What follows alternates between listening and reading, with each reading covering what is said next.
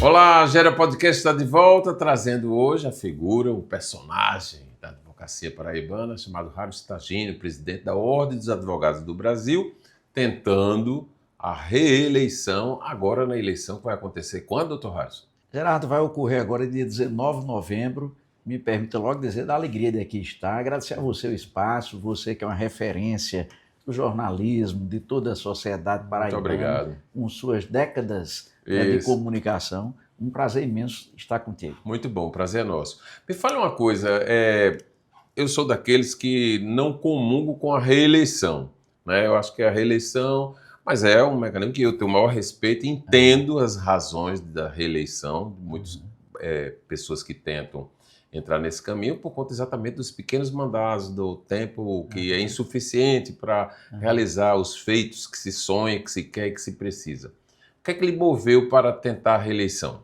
Gerardo, eu sou produto de um movimento de advogadas e advogados das mais diferentes regiões do Estado, das mais diferentes fases de vida, que entendem que precisamos terminar um ciclo de conquistas que tivemos nesse tempo de OAB para poder passar o bastão. Todos os meus antecessores tiveram direito à reeleição, nós estamos nesse processo e nesse ciclo. Ou seja, já existe uma tradição. Uma tradição, né? Mas eu concordo contigo que a gente tem que ter a grandiosidade de entender o nosso momento, o nosso espaço e também abrir espaço para outros que possam ocupar. Por isso que a busca é fazer o ciclo de mandatos e aí passar bastão para frente e não sentir-se dono da cadeira, sentir-se eternamente o iluminado a querer ocupar os espaços que devem ser mais democráticos. Bom, nesse momento de reeleição, a gente sabe, ou seja, está no processo final do primeiro mandato, vamos dizer que tem o segundo, né? Está tentando isso. O que é que foi realizado daquilo que o senhor prometeu, sonhou, pensou, e o que é que está faltando para poder ficar realizado completamente? Gerardo, tu sabes que nós somos todos uns seres em completude, né? Então, a gente olha assim, cara, imagina tanta coisa que poderia ser feito a mais. Isso. Mas me permita acentuar 3 pontos. Nós tentamos fazer uma OAB cada vez mais representativa de fato da advocacia. E nós, quando encontramos a OAB, encontramos um certo déficit de representatividade, de posicionamento, de estratégia da OAB para o diálogo com o Poder Judiciário, com o Ministério Público, com as forças de segurança, com a sociedade civil, enfim, ela poder ter um pouco mais de representatividade nos embates de defesa de prerrogativas da advocacia. E nesses 2 anos e 8 meses, 9 meses, nós tentamos reposicionar a OAB nessa posição de representatividade, defendendo prerrogativas. Nós mudamos a cara das prerrogativas e da defesa com a ampliação das ações da Comissão de Prerrogativas e também com a profissionalização. Fizemos um concurso para procurador de prerrogativas pela primeira vez na história da OAB, isso tudo para fazer que ela caminhasse nessa direção. Outra direção muito forte, que nos moveu muito, foi democratizar a OAB. E entender que a OAB tem que ter portas abertas, porque ela não pertence a gestores. Ela é uma entidade de quase 100 anos que pertence a todas e a todos de fato. E nesse sentido nós ampliamos muito a participação na OAB. Eu encontrei, lembro bem, cerca de 740 colegas advogados em comissões da OAB. Hoje, Gerardo, a gente tem quase 1.500 colegas advogados participando diretamente das 51 comissões. Duplicamos em 2 anos e pouco para fazer com que as pessoas cheguem e estejam próximas. E aí, a jovem advocacia, que é um dos motores de nossa atuação, tem se agregado, né, buscando fazer com que seja uma OAB mais viva, viva de atuação e viva de participação. E uma terceira linha, são 4 na verdade, se me permite, mas uma terceira linha muito forte, é que me acusam de ter transformado a OAB em uma OAB mais rosa. Isso me mais rosa, mais com mulheres? Feminina. Porque... E como não, né? Então, os tempos são estes. Né? E o que de fato nós encontramos foi uma OAB que tinha um discurso de prioridade à mulher, mas não tinha mulher nos cargos decisórios, nos casos de gestão. Você veja um dado, e eu gosto de dados. Eu sou da primeira gestão, é verdadeiramente paritária. Metade do conselho homens, metade do conselho mulheres. Alguém vai dizer, não, Ayrson, mas isso foi por conta de um provimento do Conselho Federal. É certo. Mas nós optamos, desde o início, de ter uma diretoria, e aí foi opção, com mais mulheres do que homens pela primeira vez na história. A diretoria da OAB tem 5 membros, como você sabe. Pela primeira vez, nesses 93 anos de OAB, tinham 3 mulheres e 2 homens. Nós fizemos essa opção. Mas mais ainda, quando eu assumi, mudei a lógica das designações para as comissões, que são o pulmão da OAB, as comissões que dirigem a OAB. São 51 comissões.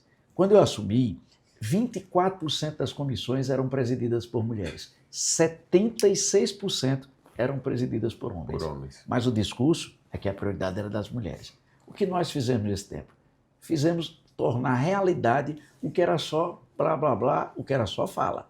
Isso. Hoje, Gerardo, nós temos 64% das comissões da OAB presididas por mulheres. Ou seja, as maioria, mulheres, né? São maioria em tudo, estão dirigindo conosco a gestão, e eu aprendi muito, desde muito tempo, que mulher não quer que ninguém lhe abra a porta. Ela quer ter o direito de abrir a porta em igualdade. Isso. E é isso que fizemos. E recentemente, quando o tribunal, em seu processo de ampliação, destinou uma vaga ao 5º Constitucional, uma luta nossa, o projeto inicial não tinha vaga para advocacia, era Ministério Público, mas graças a um esforço que fizemos e a sensibilidade do tribunal, do desembargador João Benedito e todo o tribunal, nós conseguimos conquistar uma vaga para a advocacia. O que fizemos nós?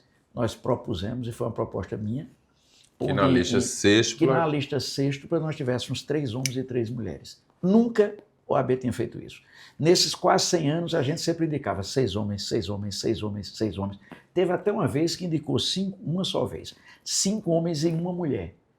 E no nosso tempo, eu tive a coragem de contrariar interesses fortes e propor paridade e equidade. E a lista que foi remetida ao Tribunal de Justiça tem lá 3 mulheres advogadas e 3 homens advogados pela primeira vez na história. É muito relevante. Eu vejo, inclusive, isso, porque até algum tempo atrás não se olhava nem essa questão do gênero, não. Simplesmente se nomeava ou se votava em quem tinha ali maioria, né?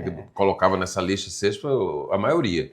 Bom, mas agora com essa imposição, que é uma imposição absolutamente necessária para poder desfazer algo que precisava realmente ter essa mescla, né? Homens, mulheres, todos os gêneros. É verdade. Essas ações afirmativas, elas buscam ser exemplo e sinalizarem socialmente para a necessidade de equidade de gênero. Nós viemos de gerações, né, que não foram acostumadas a tratar o tema com a gravidade que se recomenda.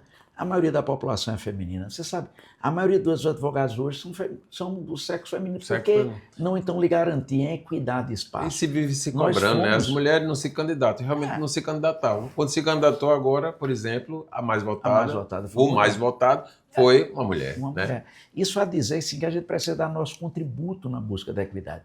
E nós demos. Eu, quando me criticam por isso, eu digo, olha, a crítica para mim é um orgulho. Me permite o 4º e última linha que nós aprofundamos, que é a questão de cursos, de eventos para a jovem advocacia e para os advogados em geral. Quem está começando. Quem está começando e até os que já estão, como nós, ao tempo geral. Sempre razão maior aprender, né? Porque somos eternos aprendizes e o mundo tem mudado muito. Tudo mudou com uma velocidade espantosa e é preciso compreender as habilidades e competências necessárias ao novo desafio profissional deste tempo. E é isso que a Escola Superior da Advocacia tem buscado fazer. Uma série de cursos gratuitos nas mais diferentes áreas, inclusive uma especialização para 2.832 advogados, absolutamente gratuita, bancada integralmente pela OAB em Direito Previdenciário, que foi a área escolhida em pesquisa, para que a advocacia possa entender o estado da arte profissional e poder melhor contribuir. Há um grave problema de mercado, preciso nos capacitar para enfrentá-lo, e essa foi outra linha que nós fizemos com muita intensidade. Olha só, a gente vai a uma pausazinha, mas é rápido porque você vai tomar um café, eu vou tomar também, e a gente vai dar uma dica aqui para você agora. Dá uma olhada nessa dica de café aqui na Paraíba. Já sabe, né? Já já a gente está de volta. São Brás é o nome do nosso café. São Brás é o sabor que a gente quer. Sabor que traz o dia e deixa a gente muito feliz. Sabor que desperta, sabor que combina. Sabor que alegra e joga pra cima. Sabor que impressiona, sabor que emociona. Sabor que nos anima. Café São Brás, o sabor que mexe com a gente. São Brás. Então nós estamos de volta com o Gera Podcast, trazendo hoje o presidente da OAB na Paraíba, secção da Paraíba, Harrison Tagino, e aí agora vou entrar na seara da política, né? Da política, porque num processo eleitoral a política é quem está movendo tudo. O senhor foi apoiado na última eleição, na primeira eleição para presidente, pelo presidente de então, o cara doutor Paulo Maia. Ele lhe apoiou e continuou aí. Agora vocês estão disputando, o senhor a reeleição e ele um retorno. Não vou dizer que é reeleição porque não é, né? E aí, o que foi que houve? Desintonizaram? Gerardo, para lhe ser franco, eu acho que essa é uma pergunta que só o próprio Paulo sabe responder, porque eu nunca entendi. Nós fizemos uma campanha baseada nesses mesmos conceitos que eu professo, de uma OAB que seja uma OAB em movimento, de uma OAB que abra espaço para o jovem, que abra espaço para a renovação. E foi isso que busquei fazer, não centrada no estrelismo de um, na vaidade de outro, na pessoalidade, mas uma OAB que possa ser do coletivo, que ela se acentue menos a figura do presidente e mais a figura institucional da própria OAB. E foi isso que tentamos fazer. Eu notava que Paulo ia se distanciando num certo conceito de integração que eu sempre tenho. Eu acho que as pessoas têm o direito de fazerem opções e não por isso ficam marcadas. Isso. Então eu fui muito cobrado, mas aquela pessoa não me apoiou, mas aquela pessoa era de outro grupo. E eu tento fazer uma gestão que transcenda a esse tipo de marcação, né? Você dá aula na ESA, só podia dar no tempo de Paulo quem era ligado, Eu nunca gostei disso, eu entendo posições, eu sou essencialmente uma pessoa democrata, que participei de minha vida de movimento. Eu fiz movimento estudantil, movimento de igreja, movimento sindical, movimento de OAB. Eu gosto da beleza que é esse processo da democracia e respeito a posição das pessoas. Várias pessoas que não pensam igual a mim são minhas amigas, várias pessoas que pensam diferente de mim em vários setores de vida, de gostos. São pessoas que eu respeito, gosto e compreendo. Eu acho que a gente, quando está na gestão de uma entidade, tem que ter essa pluralidade de perspectivas. Isso incomodava muito Paulo Maia, Assis, Almeida, essa pluralidade, essa capacidade de, amigos, vamos gerenciar para todos. E não gerenciar para meus amigos, meu clube de futebol, meu clube de igreja, para grupos, né? Para a gente fazer uma coisa. Mas eu confesso que me surpreendi, porque as coisas foram ocorrendo e quando eu me deparei, estava num processo eleitoral, não tive nem a oportunidade de ouvir do próprio Paulo o motivo de distanciamento. Ele nunca chegou para dizer, esclarecer o que estava ocorrendo. Sei que minha vice-presidente, Rafaela Brandão, teria dito em algum local que é porque na minha posse, veja, na minha posse festiva... 2 anos. 2 anos, o Paulo não falou e ele ficou magoado com isso. E eu lembrei até que na minha posse administrativa, a gente faz uma posse em dezembro, para iniciar janeiro, eu lembro. Mais de 500 pessoas. Paulo Maia falou 55 minutos, eu falei 7 minutos. Ele fez as homenagens lá aos deputados que ele entendia que era necessário fazer, fez a fala. Na minha posse festiva, já estávamos há 5 meses de mandato, só falei eu e o presidente nacional, porque uma coisa que eu prezo muito é o tempo das pessoas. Eu acho que essas coisas, essas solenidades que demoram muito, Gerardo, não sei se você concorda comigo, elas são muito enfadonhas. Né? Então eu fiz uma posse, né, muito mais para prestigiar todos os conselheiros e me surpreendi com... Eu não creio que alguém rompa alguém por essa vaidade de ter falado. Eu lembro que na posse da Dilma, o Lula não falou, que é óbvio que as coisas... A posse é de quem toma posse. Eu não creio, eu imagino que não deve ser por isso, mas o fato é que nos distanciamos e nós temos, sim, uma concepção diferente de OAB. Porque eu gerencio e vejo a OAB como um momento de vida em que colaboro, tento dar tudo de mim, Gerardo. Eu cheguei para a presidência, eu tenho mais tempo para frente do que para trás, né?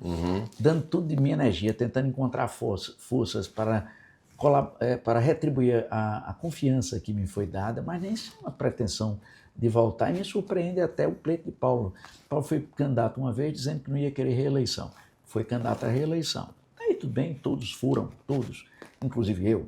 Mas agora quer voltar um terceiro, um quarto mandato. Eu confesso a você que eu esperava estar disputando com outra pessoa diferente, ou será que só tem essa liderança de OAB e não jovens, outras pessoas, né? Vamos evoluir, né? Eu vou agora com uma pergunta de um outro ex-presidente, que lançou uma campanha, né? E eu quero saber a sua opinião, se o senhor apoia, né? A eleição direta para presidente do Conselho Federal da OAB. Então eu creio que foi Zé Mário. Foi Zé Mário. Zé Mário, né? Exatamente. Eu tive até, agora há pouco, com o Zé Mário Porto, que me brindou com a confiança e apoio. Ele e o ícone da advocacia paraibana, que é o professor e advogado Paulo Américo Maia de Vasconcelos. Isso, uma referência, doutor Paulo, uma referência da advocacia paraibana e nacional, que me brindaram com a confiança e estão apoiando o movimento. Zé Mário falou comigo e esse é um tema que é um tema, digamos, de ajustamento democrático, não é? Porque há de só ter cuidado, de se ter esse cuidado, de compreender que a eleição direta, nos moldes da eleição presidencial, ela traz enormes dificuldades, não só de consecução, como de garantia da representatividade dos estados menores. Sim. Porque, olha só, Gerardo, nós somos 1.300.000 advogados no Brasil. Destes, quase 500 mil estão em São Paulo. Se você imagina que a Paraíba somada da Bauru, a cidade de Bauru, você percebe que se a gente não cuidar bem da representatividade dos estados menores, a eleição vai ficar nos grandes centros. Resolvido lá, e aí a Paraíba, a nossa querida Paraíba, vai ser esquecida. É graças a essa representatividade que a OAB tem, na Paraíba, tem a mesma voz da OAB de São Paulo, porque estamos numa federação de OABs. Então, o que aparentemente é interessante pode trazer enormes perigos. Eu gosto mais do meu termo, do modelo americano de representatividade, qual seja, eleições diretas, todo advogado vota, mas será cada estado, ou conjunto do estado, computado como um voto. Então a Paraíba vai ter, como tem hoje, o mesmo peso de São Paulo, o Acre o mesmo peso de Minas, para que sejamos todos irmanados numa mesma entidade e que os estados menores não sejam esquecidos na hora da partição de prestígio, de recursos e até de atenção. É graças ao modelo de representatividade que a OAB da Paraíba pode receber, como tem recebido, recursos para a construção da maior obra da história da OAB, que é a nossa nova sede. Isso. Com recursos bancados pelo Conselho Federal. Se não tivéssemos representatividade, talvez tivéssemos até dificuldade nisso. É bem sobre a cidade OAB, como estão chamando, né? Que eu queria falar agora. Você não acha que vai permitir um esvaziamento no núcleo, onde a OAB existe, que tem o Tribunal de Justiça, que tem a Assembleia Legislativa, Ministério Público, as sedes estão lá. Sair desse núcleo, no centro da cidade, que tem sido, inclusive, implementada uma política para trazer, né, população para lá, não vai distanciar a OAB dessa convivência ali de vizinhança? Me permita 2 dados. Primeiro dado, quando eu cheguei ao OAB, o terreno já estava comprado no Altiplano. Isso. Já seria no Altiplano, foi decisão da gestão anterior. E aí vem aquele dilema, se você não fizesse, iria hoje estar sendo cobrado, apontado, né? Porque nada fez. Nós pegamos uma realidade. O Conselho Federal comprou um terreno de 4,5 milhões lá no Altiplano. E nós construímos no Altiplano. Fizemos realidade. Eu fui questionado por amigos comuns que me disseram, mas Harrison, isso esvazia o centro. E eu lembro a todos, inclusive a pessoa que me questionou, que você conhece bem, é um amigo comum, não é, que é da administração pública. Eu digo, olha, a responsabilidade primária está na administração pública. São gerados 69 prédios de administração pública que não estão no centro. Quem é o primeiro dever de ocupar aquele centro? Isso. Onde é que estão os órgãos públicos, as secretarias municipais, as secretarias estaduais? Quer garantir o centro mais atividade? Chama-as para exercer a função social, estar no centro. Não imputar a outros órgãos a responsabilidade de cuidar de um patrimônio histórico importante que é o centro. Sim. Foi assim que os grandes centros fizeram. No centro de João Pessoa, que é um patrimônio maravilhoso dessa cidade grandiosa, incrível, que é João Pessoa, incrível, né? Nós precisamos revitalizar, trazer órgãos que deem visibilidade, ação, presença e tal desafio para a administração pública. Eu gostei muito quando vi o Estado e o município se unindo para dar incentivos fiscais. Pela primeira vez, inclusive. Pela primeira vez, é uma coisa interessantíssima. Isso. E aí o desafio secundário é trazer esses órgãos públicos mais para perto. A OAB não é órgão público, é uma entidade privada, tem seus caminhos. A nossa certeza é que, em face de tudo quanto há de rearranjo da atividade jurisdicional, a virtualidade nos permite estar próximos a todos, a tudo e a todos. Né? O altiplano hoje, ocupado também por órgãos públicos do próprio tribunal e outros, né, vai propiciar que o advogado possa, em coworking, instalamos lá em cima, né, trabalhar de onde esteja e estar presente. E vamos manter, Gerardo, aquela sede. Aquela sede vai ficar funcionando como o quê? Em coworking para advogados e advogadas, né? E também com outros destinos que vamos, nesse tempo, pensar conjuntamente, inclusive dialogando com todo aquele aparato de jurisdicional que tem ali, que está ali próximo, né? Para que a gente não perca infraestrutura para o setor jurídico. Exato. Olha só, a gente vai também agora uma pausa rapidinha, porque agora, em vez do café, a gente vai tomar uma aguinha. E você também, a gente volta já. Bom, estamos de volta com o Gera Podcast e a presença de Rário Sutagindo, candidato a voltar a mais um mandato na seccional da Paraíba, da OAB, o atual presidente, né? E aí, nós falamos já de tantos assuntos, eu quero saber quais são as metas, além da cidade OAB, né? Eu vejo que existe uma demanda muito grande hoje de chegada, né, ao mercado de advogados, como acomodá-los, como levá-los adiante no projeto de realizar essas escolhas, né? Quer dizer, entrar na profissão com força. Esse é o primeiro ponto que eu quero conversar. Vamos lá. Gera, o grande desafio da OAB é buscar ser um portal que ajude os nossos colegas advogados a singrar os desafiantes momentos profissionais, de momentos disruptivos que temos na sociedade, que muda também a forma de fazer a atividade profissional e que traz, de todo modo, novos direitos, novas oportunidades, novas perspectivas, seja a partir do uso da tecnologia, da virtualidade, da inteligência artificial, sejam a partir de nichos profissionais que se abrem com a reconfiguração da sociedade. A OAB pretendemos, nesse segundo mandato, investir muito nesse campo da formação, a Escola Superior da Advocacia, com uma pegada toda voltada ao empreendedorismo jurídico, para o lado do sacerdócio, que é ser advogado e advogado. Isso. Nós temos também oportunidades de empregabilidade e uso dos recursos humanos. Uma linha que temos muito forte nesse segundo momento é agregar bem ações nesse campo, sem descuidar dos temas de embates necessários. Eu ainda não me acostumei, Gerardo, da Paraíba cobrar as mais altas custas judiciárias do entrar país. nesse tema. É uma coisa que angustia. Como eu já fiz resolvê-lo, tantos apelos, né? E eu creio que está no momento maduro para uma sensibilidade do tribunal, porque, de fato, isso inibe o acesso ao judiciário, você bem sabe disso. De fato, as pessoas não vão ao judiciário em face das custas, e nada justifica a Paraíba, tão pobre, tão sofrida, cobrar as mais altas custas judiciais do país. E se você percebe a evolução da receita do tribunal, você percebe que hoje os emolumentos, as taxas pagas em cartórios, em face do crescimento das atividades cartorárias, já são de tal modo intensas, maior do que as custas. O tribunal pode, sem comprometer-se e comprometer as gestões, diminuir sim as custas judiciais para garantir acesso e evitar o que a gente tem, custo judicial alto e negativo de gratuidade da justiça.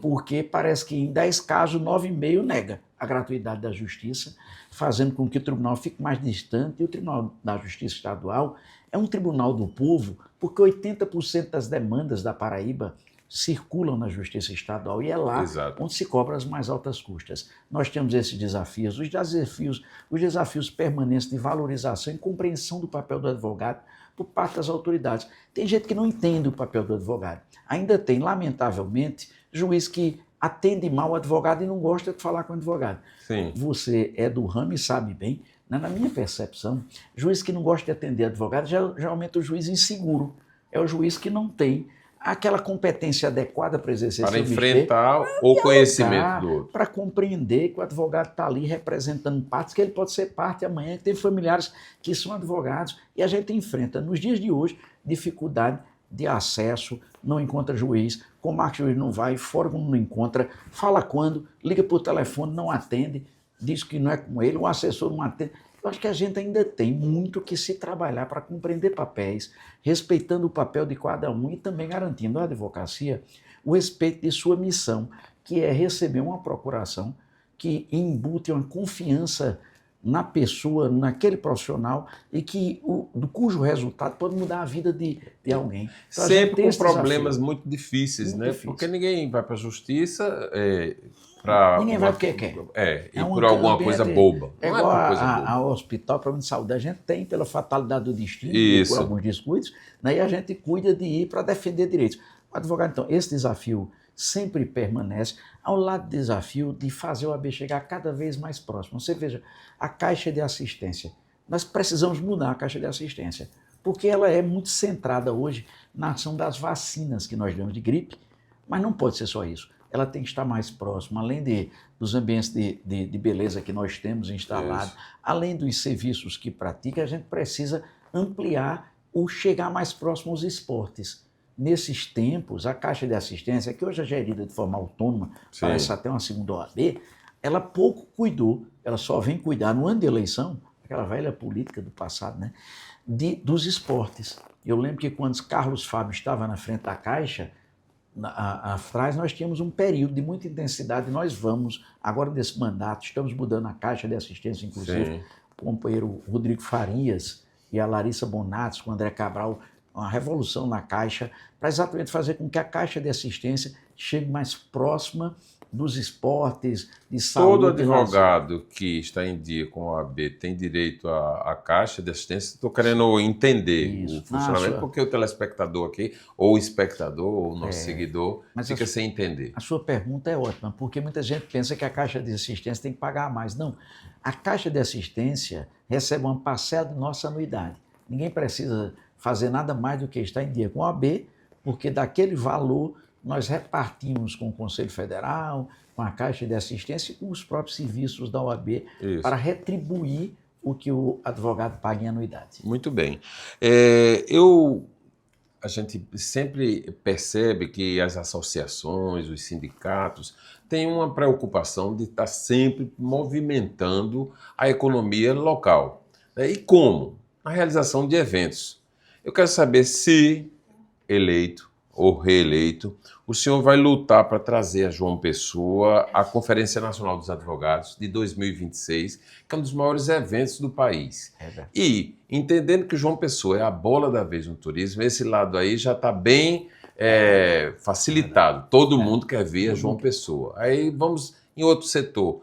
João Pessoa não tinha uma estrutura de centro de convenções, não tinha hotéis, está tudo sendo resolvido aí, né? Hotéis com grande poder, agora mesmo em 2025, vai ser inaugurado um hotel de um grupo empresarial de Minas Gerais que vai ter 1.100 leitos, ou seja, só isso aí já resolve a parada, eu quero crer.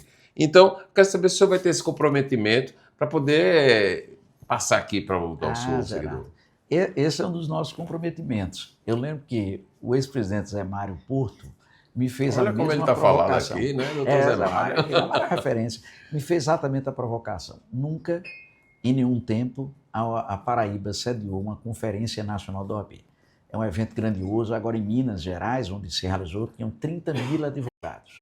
Você veja a grandiosidade do evento. É muita coisa. E um evento desse torna o local o centro da advocacia nacional. Esse é um dos nossos projetos, é tentar trazer a Conferência Nacional para Paraíba e ao lado dela uma série de eventos, porque nesse tempo nós fizemos vários eventos grandiosos, não é só para trás, não é só para frente, eu quero falar também do pouco que fizemos para mostrar que não só são promessas. Né? E são que já está a caminho, né? Porque se caminho. você vai sedimentando... Nós fizemos o Exponential Law, que foi o maior evento de direito e tecnologia que a OAB já realizou por 2 edições, sobre a coordenação desse dínamo que é o nosso Conselheiro Federal, André Cabral. Fizemos vários eventos das mais diferentes áreas, como direito previdenciário, direito civil, direito constitucional, direito do trabalho, direito nacional e local, isso tudo para movimentar a cabeça dos nossos colegas advogadas e advogados, fazer inter-relação, abrir oportunidades de crescimento e de socialização de experiências. E vamos continuar nessa toada, e um desses desafios é tentar fazer aqui na Paraíba um grande evento. Se Deus quiser, nós vamos conseguir trazer esse mega evento que é a Conferência nacional da Que é OAB. a referência da É a categoria referência. e é realizado, se eu não me engano, Cada 3 anos. de 2 em 2 A anos, cada né? 3 anos. 3 tem anos, uma né? edição, Assim, cada- E é sempre no meio dos mandatos, né? Nós fizemos a maior conferência estadual da OAB, foi agora há pouco, pela primeira vez, homenageando a mulher, sabe, Gerardo? Sim. Aquilo lá, né? A prioridade é a mulher, o prestígio da mulher, mas nunca a OAB tinha feito da sua maior comenda homenageando uma mulher. Nós fizemos, no ano passado, uma maior conferência estadual da OAB e homenageamos Ofélia Gondim, Que foi que é uma referência símbolo, da né? advocacia, um símbolo. Foi a primeira vez, sabe você, que a OAB homenageou uma mulher? Porque sempre eram os homens lembrados, as mulheres esquecidas. Ela foi Ofélia, vereadora e foi... primeira vereadora de João Pessoa, Isso. mulher. Foi vice-presidente da OAB, assumiu inclusive uma temporada ao tempo de Vital do Rego. Foi Isso. conselheira federal da OAB desde o tempo de Paulo Américo Maia. Tem Isso. uma professora, pessoa Eu a conheci. respeitadíssima. Eu a né? conheci, me Ofélia. lembro fortemente dela. Mãe de Elcio Pessoa, Do meu querido amigo Elcio Elcinho. Carvalho, E olha defensor público e eu como quero te até dizer que na nossa gestão a gente não trabalha com signos de apoio, porque Elcio nunca votou em mim, né? Você tá Mas não é isso que governa, porque a OAB não é nossa. Ofélia merecia ser, tá? Eu lembro que eu ligava para Elcio, ele não me atendia, e eu dizia, Elcio, é uma boa notícia, meu irmão, me atenda até que na igreja, né? Da igreja. Não é que ele é ruim de telefone mesmo. Eu disse, eu encontrei, bicho, estou tentando falar com você, quero homenagear a sua mãe, porque ela merece, ela foi lindo. Depoimento dela, algo que é emocionante, impactou. Muito e ao bacana. lado desses eventos, vamos sim, você tem razão, João Pessoa hoje é a bola da vez nacional, colegas todos falam, quero ir em João Pessoa, né? E a gente trazer para João Pessoa essa conferência nacional vai ser um marco. Me fale agora para a gente encerrar, porque a gente falou aqui de eventos, de política, de realizações, de projetos. A OAB tem, todo ano, você paga uma anuidade. Como é que anda a anuidade? Qual é a pretensão? Só para quem está aí e tem interesses na OAB saber o que realmente, para onde vai o dinheiro que você acabou de falar aí, tem direcionamentos diversos, né? E como é que está? Deixa eu te contar, Gerardo. A OAB não recebe recursos públicos. Sim. A OAB vive da anuidade. Não tem aquela história de apoio de governo, emenda PIX, nada disso. A OAB vive da anuidade do advogado. Na Paraíba, a gente tem tido uma inadimplência de cerca de 50%. Então, metade da advocacia está em dia, metade não. Estão habilitados para votar ou estão em dia. Então, você tem ideia de 23 mil advogados que a Paraíba tem, estão habilitados 12 mil, quase 13 mil advogados. Vocês têm ideia de que a que se deve isso? É falta de interesse? É porque não atua? 2 fatores, creio, que são relevantes. A dificuldade econômica que é preciso perceber. E também um outro, eu acho que é uma certa desatenção, aquele momento de pagamento, etc. A gente sempre faz o apelo de lembrança, porque no fundo esse processo é todo coordenado pelo Conselho Federal. E o que ocorre, quando se secundam os não pagamentos, o Conselho Federal já manda uma ordem de execução, e aí uma empresa específica executa e o amigo vem e diz, mas a OAB também executando. A gente sempre lembra, vamos tentar ficar em dia, porque uma coisa é certa. Nesse meu tempo de gestão, eu mantive a mesma anuidade. São 3 anos com a mesma anuidade e a inflação é a mesma. Os serviços aumentaram, cada vez mais a anuidade manteve a mesma. Inclusive com a característica para a jovem advocacia especial. O jovem advogado, durante os 5 primeiros anos, paga metade da anuidade, que é o tempo da afirmação profissional. Isso ocorre na Paraíba. Parece pouco, mas ninguém faz. No Brasil inteiro, só a Paraíba. E somando os 5 anos, 50% é um valor. É um valor considerável. Ademais, além disso, a gente busca reverter tudo isso em serviços. Através da Caixa de Assistência, com a parcela do recurso para a Caixa de Assistência, nós temos inclusive convênios com quase 700 empresas e órgãos aqui na região metropolitana da capital. Quando você for no canto, não esqueça, tem convênio com a OAB, porque aí vai ter desconto 10, 15, 20%. É verdade, né? nas farmácias. Nas farmácias, em locais, em escolas, em locais de compra, enfim. Além de benefícios para a mulher vítima de violência, para a mulher grávida, uma série de ações e os serviços que a própria OAB realiza, todos com essa anuidade, que é a mais baixa do Brasil e que não tem sido modificada para fazer com que as pessoas entendam uma coisa. Eu termino dizendo a você, Gerardo, a OAB não pertence a seus gestores temporais, todos passamos. A OAB que é uma entidade que é de todas e de todos. E quanto melhor e mais fortalecida ela puder estar, mais estaremos, enquanto profissionais, fortalecidos. E para isso, sim, ela precisa prestar serviços, precisa de recursos para as ações tantas que tem. É para isso que serve esse dinheiro que a OAB gerencia, que é muito pouco, para você ter uma ideia, e finalizo com isso. O Conselho Federal, para a realização da obra grandiosa, uma obra da história da OAB da Paraíba, que estamos realizando, é a nova sede da OAB aqui em João Pessoa. Sim. Lá no ponto mais oriental das Américas, lá no Altiplano. Atrás da Associação da Caixa Econômica. Pronto, 20 milhões de reais. Desses, 90% de recursos dados pelo Conselho Federal, porque a OAB da Paraíba não teria recursos para fazer. Sim. Nós estamos entrando de forma gradativa, vai chegar a 10%, porque as nossas condições não nos permitem colaborar mais. Muito obrigado pela sua presença, desejo sorte e tenho certeza de que o eleitor vai entender isso aí. Muito obrigado, Muito obrigado, Gerardo. Prazer. Olha só, o Gera Podcast de hoje está terminando, a gente volta nos próximos dias aí. Um abraço para você.